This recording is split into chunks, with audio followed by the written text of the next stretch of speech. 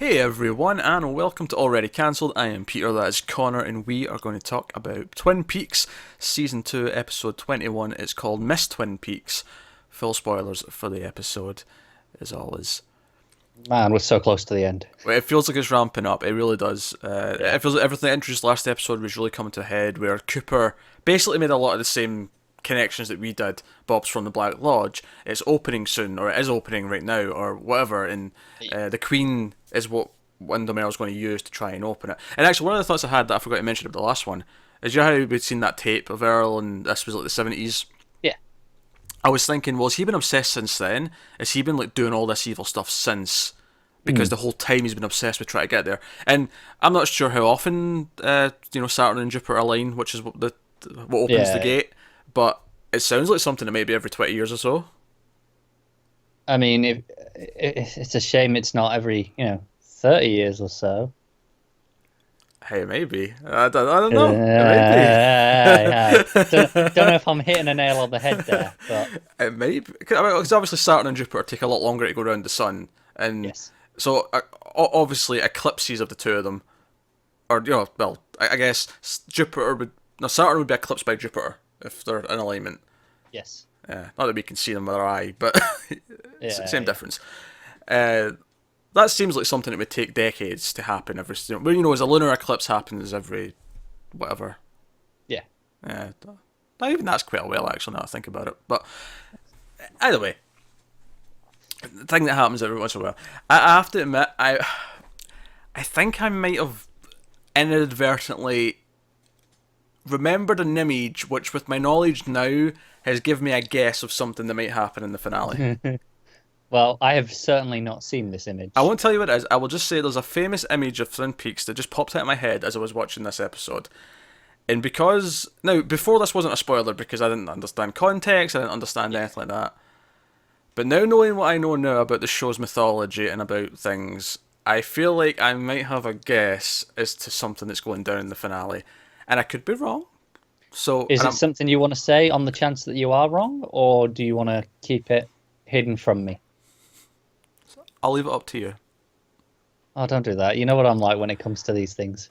Because if I'm right, then I'm not completely spoiled, but I feel like I might have an inkling. Whereas if I'm right and I've put it in your head, it might spoil the discovery for you. So I'm leaving it up to you if you want me to say it or not. And besides, people might be watching this along for watching it the first time, so maybe I shouldn't. Okay, just because of that, we'll yeah. Because I know what I'm like. I'm like, oh, just tell me. I don't care. But in case there's people out there who are with us on this journey. Yeah. So I'll leave it. But there's a famous image of a character that just popped out in my head. It always gets used in like promo. Like whenever there's an article about Twin Peaks, this image. I wonder if I've seen it. I must have scrolled past it. You probably have at some point. And just never noticed really. No, that said, it could be from the movie. It may not be from the show. Oh, okay. It could be from the movie. I really have no idea of knowing, but it popped out in my head, and I'm like, No, that's happened to me a few times. I think I've even mentioned it on this show where I've seen a scene in a lecture at some point, and without context, and it's done nothing, and then I've got to it, and it's like, oh, I know what's about to happen. Yeah. I hope. I mean, I don't necessarily hope I'm wrong because it's actually quite a cool thing if it does happen, but at the same time, hope it's still got something to surprise you with. Yeah. Hopefully the execution's at least tip top. I think that's fair to assume it will be at this point because the next episode's directed by Lynch, so and feeling confident. even disregarding that, the last few episodes have been pretty good to great, including this one. I think legitimately this one, the last one, a couple of nitpicks. You had some problems with like the Shelley scene, and there's a couple of things, but these last two have felt like proper Twin Peaks. I feel like these last two. It feels like because Lynch knew he was coming back for the finale, like they were putting the pieces in place for him, so everything was. Yes, they were moving the chessboard. Oh, very good, very good. But we're playing off the chessboard now, which admittedly does describe David Lynch to an absolute T. It does, yeah. Admittedly, it's like, I mean, if you play a game of chess with David Lynch, I'm pretty sure he's moving imaginary pieces off the board and onto the board. I think normally people say, one person's playing checkers, but the other one's playing chess. I think everyone's playing chess, but Lynch is just playing checkers, but he's just playing it in his own way somehow. Now everyone else is playing chess. He's playing like 3D chess from Star Trek. He's got layers to his chess. It's like, hey, David, you want to play a game of chess? He's like, well, have you got 3 boards? Because I need at least 3 boards or I'm not playing. Yeah. It's not a proper army unless you get 3 kings and 3 queens, alright? That's all I'm saying. Should we talk about the episode? We should talk about the episode. So, honestly, I think in terms of plot, it's going to be a quick one, because as much as it was a big episode, it was very much like just doing everything that's been building to. We had Miss Twin Peaks, we had some setup for Miss Twin Peaks, the girls were rehearsing. Yep. We had some funny stuff, like, Black Widow taking Dick into the closet, like they'd planned last episode. She turns out the light, and you just hear him say, "Oh, by George, I think you've got it." Amusing stuff like that. All episodes, Andy's going to figure something out because he's staring at the... He keeps staring at that board. I'm just like, Andy's the key to all of this. I love it. I was actually a little bit disappointed when we got to the end, and it was just what we'd already knew Wyndham Earl figured out. I thought he was going to give us something new, and it was Andy was going to give it. Andy was going to be the one who cracked it. Andy is the real hero. Yeah, but it's like, all right, well, we knew that as an audience already. Yeah. But it's cool. We hadn't had that moment before, so we could have had it from him. Yeah, it's cool coming from Andy still, though, just that he got to contribute, and everyone was ignoring him. Everyone was like brushing him off because he's Andy, and that's yeah. Well, we're on Andy. It's like when he shot the guy. Yeah. Well, while we're on Andy, I want to just briefly mention Lucy picked him to be the daddy of the baby, which does make me go, wait a minute, that this kid in the new season, should he be in it, is going to be about our age, in between our 2 ages. Yeah. Because I was born just before the show, you were born a couple of years after the show. Yeah. It's going to be right back in the middle of our age. Oh my god, what is he going to be like? I can't wait. Well, no, but what if it's actually like Dick's biological kid, but just raised by them two? I'm going to make a prediction for the new show, the new season. He's going to be a deputy. I'm calling it now. Andy and Lucy's son's a deputy. Or a deputy in training. Or in training. He's not quite there yet. Alex, Andy's not quite there yet, admittedly. He's still maybe not got his badge by the time we get to the new season. Yeah, how the hell did Andy become a deputy? We've never really, questioned this before, but just because Twin Peaks. Small town, they just trust him. It's not like they expect him not to have to deal with anything proper, so they just go with it. Yeah, it's like, nothing's going to happen. Who cares? Then, of course, all hell rained down in town this past year from these 2 seasons. Yeah. Oh dear. So Miss Twin Peaks happens. Basically, they figure out. Obviously, Cooper has another sweet moment with Annie, and they seem to have sex actually in his room when he's trying to help her, and he's talking to Diane about how he's finally found. I'm like, poor Diane. She has to hear about his love life as well, not just the case. Like, it's bad enough. It's like, oh, affordable housing, nice breakfast, but now it's like, oh no, I'm in love, Diane. I love the idea that from all these messages, Diane's got a crush on him. Just and then she has to hear this, and she's just heartbroken. Oh, I just thought of a really crude joke. I'm not going to say it. I'm not going to say it. I'll just say she takes the batteries out when she gets to that part of the tape. We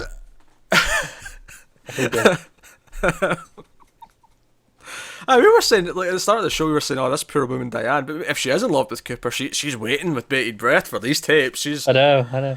But maybe she's only in love with him because of all these tapes, and it's. She listens to them. I really know who he is. She listens to them in the bath. She gets a warm bath. She gets candles, and she lies in the bath. Glass of wine. Yeah, a glass of wine, and she sits and she listens to Cooper talk about his day, and then mid tape, it's like, oh, I've met this girl named Annie, and he's just like, what? Who's this Annie bitch? Right? Oh man. And that's when she's on the phone to Wyndham Earl. Right, Earl, can you do me a favour? Can you target Annie?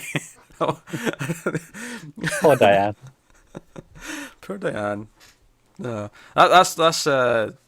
I like to think this is Diane from Cheers, who, like, after she left the bar, went to work for the FBI. Sure, why not? And Cooper sends all these tapes back because if you ever watch Cheers, Diane in that doesn't shut up. So he's sending all these tapes back as vengeance for whenever he's at the Home Office. Maybe she's there talking back to the tapes. Oh, imagine if we start the new season and it opens with Cooper sitting listening to a Diane tape. That'd be weird. It's like he's not listening we to are him. we are fascinated by Diane. I'm not sure if we're supposed to be this fascinated or not. I think Diane's is like the crux of the entire show, quite frankly. She may well be. That's why that shit section of the show was shit, because there was no Diane talk the entire entirety of it. Diane was on a sabbatical for that week. So, yeah, so they figured things out. Everything's correlating to the Mist Twin Peaks. I actually thought it was really well shot. The whole, because okay, the winner's going to be the target. So there, and I actually felt kind of, don't want to tell the judges, because the judges would feel really guilty if they know who they're naming is going to be the target for a serial killer. Yeah. A lot of pressure to put in someone, but so like Cooper, they all get into position. They've got the place surrounded by deputies. So they say. We never actually see this, but so Wanda Merle's dressed as a log lady.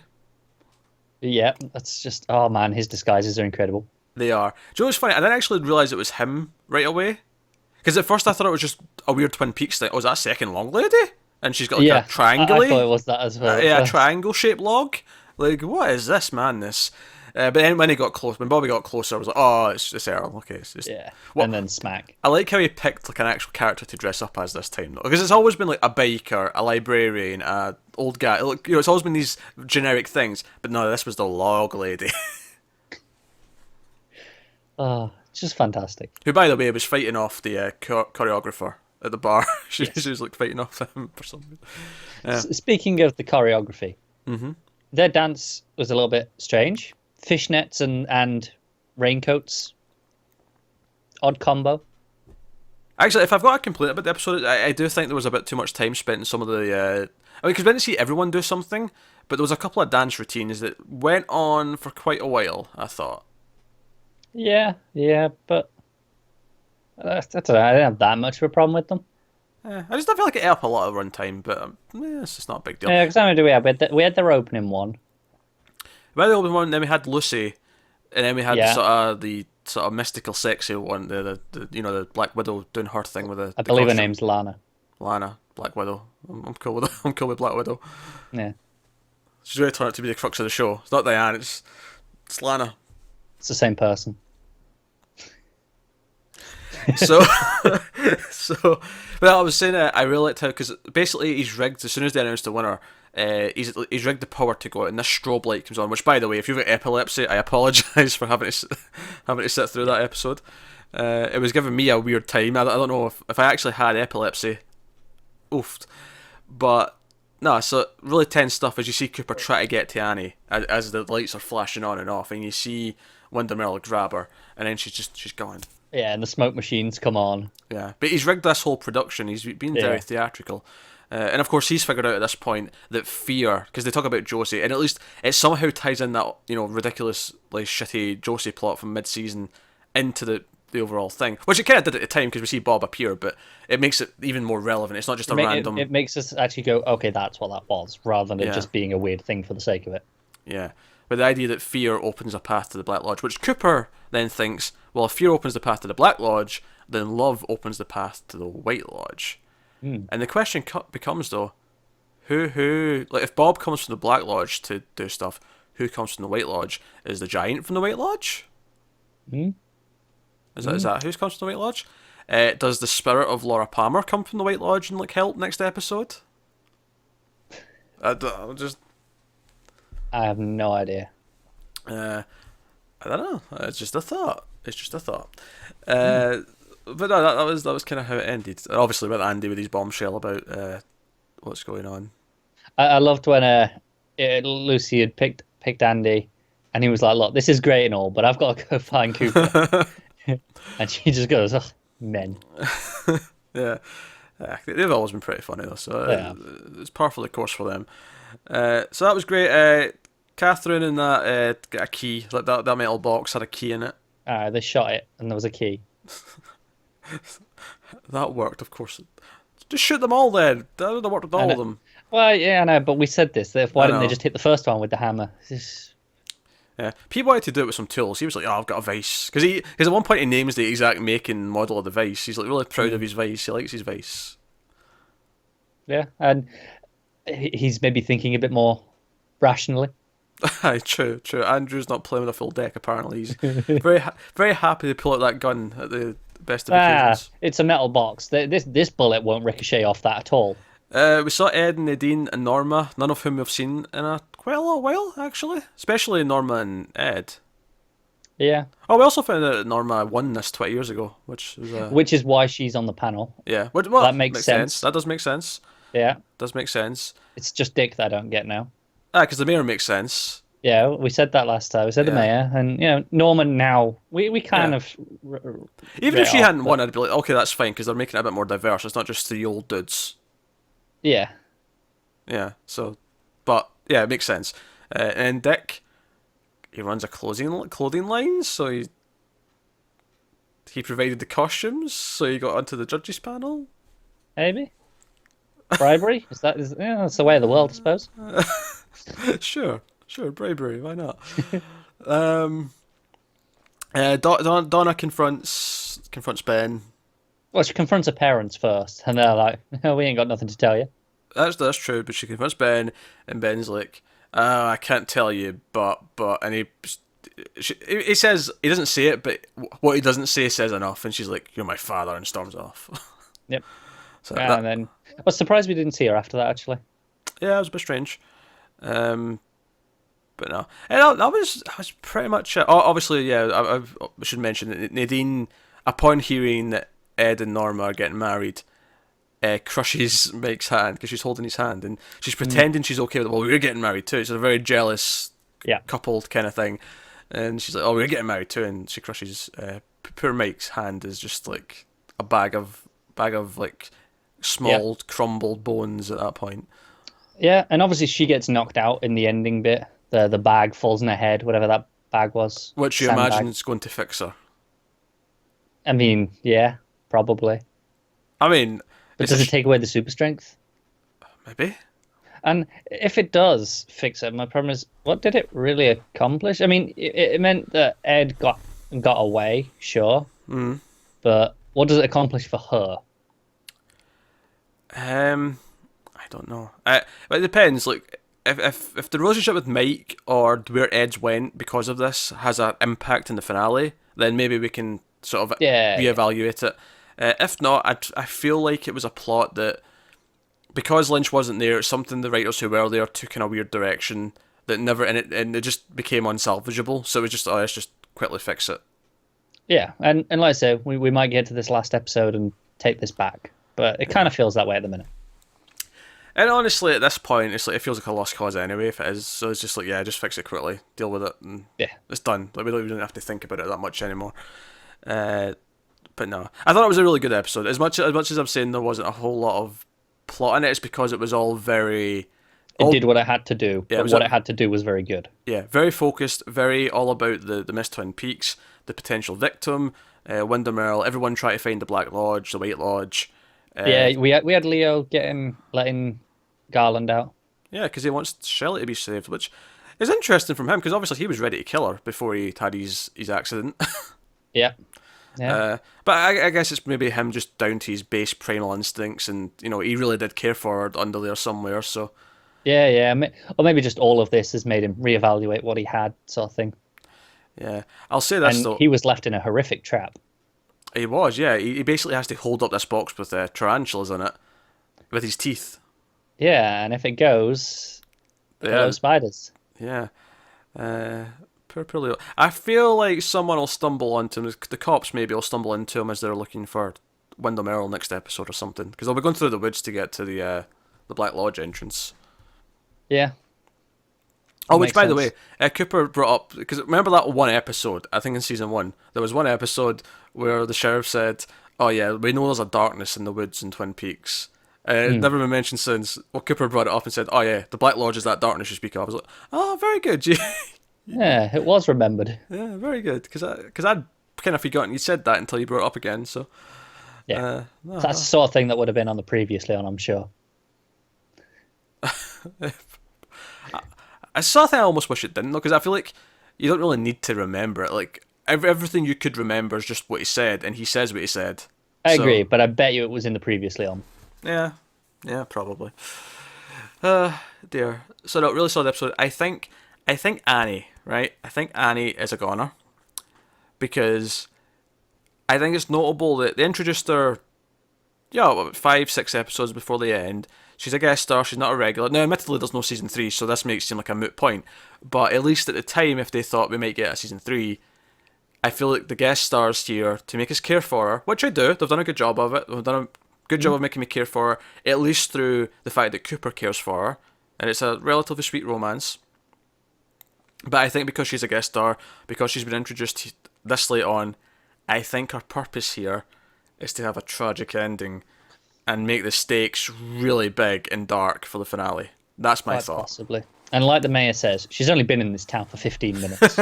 He's pissed because he's potential fiancé, who he didn't seem to mind having a little bit of a fling with Dick in the closet. No, he didn't, did he? Yeah. Which, by the way, Dick's reaction to finding out he wasn't picked to be the father was kind of glorious. He's like, yeah, he was like, oh good, let's get on with this. So happy for you both. Yes. I'm going to go off now and run to someone else. And he does this moment where he shakes both of their hands together. Yeah. I was like, that was a strange maneuver. Never seen anyone do that before. Yeah. So, no, there you go. That's episode 21. We have one left. This has been a journey. And unlike Star Trek, which will take us about a decade, this is a journey that we have started and almost completed. We will complete this week. The finale of the show will be in a couple of days' time, probably Friday, and then the movie should be on late Sunday, so you can look forward to those. But it's been quite alright. I'm glad that it has genuinely built up these last couple of episodes, because the way it sounded from what I'd read online, it sounded like it was just the last one that was good, and it was just kind of okay until then. But I feel like these last couple have actually done a good job of. Yeah, obviously there was the shit period. After that, it was better, but it wasn't necessarily. Oh, this is what it was before. Yeah, it wasn't painful to watch anymore, at least. Yeah, these last two, I would say, are on par with most of season 1 and early season 2. Not the key episodes, but they're on par with the majority of it. Yeah, and I really like the last 5 minutes. The last 5 minutes was proper tense and foreboding. Great. So, super into it. So, finale later this week. So thank you for watching, guys. Let us know what you think of this episode of Peaks in the comments below. We did just start a Patreon if you want to support the channel and support all the shows we put out, kind of including this one. All this one's kind of ending, but if you watch anything else we do, you can head over to patreon.com/MailFuzzTV for some cool bonuses and stuff. But otherwise, you can also help just by liking and subscribing and comment down below. Get us on Twitter at mailed_fuzz for channel updates. Individual Twitters are on the screen if you want those, but that's us, guys. So once again, thank you very much for watching. We'll see you next time.